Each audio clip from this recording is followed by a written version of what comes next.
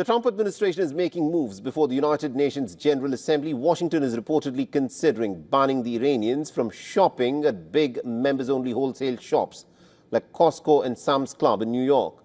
Now, according to an internal State Department memo, potential travel and other restrictions could soon be imposed on the delegations from Iran, Sudan and Zimbabwe during the United Nations General Assembly beginning from the 22nd of September.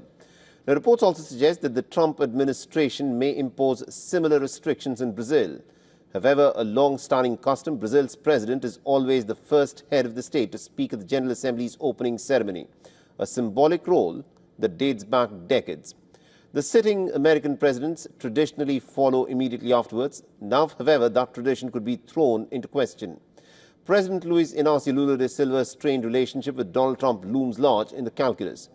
Now, Trump has criticized Lula for prosecuting the former Brazilian President Jair Bolsonaro on charges of attempting a coup. Lula may have also invited Trump's ire for rallying the BRICS nations, including dialing up India's Prime Minister Modi and the Russian President Putin.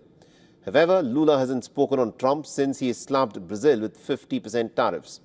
Now, some U.S. officials suggest that Trump might seek to limit either Lula himself or low-ranking members of his delegation, though discussions remain unresolved.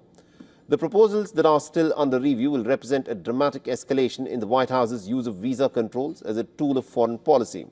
They come on the heels of a sweeping move that saw the United States revoke the visas for the Palestinian President Mahmoud Abbas and roughly 80 members of his delegation, effectively barring all Palestinian participation at the UNGA on the 22nd of September.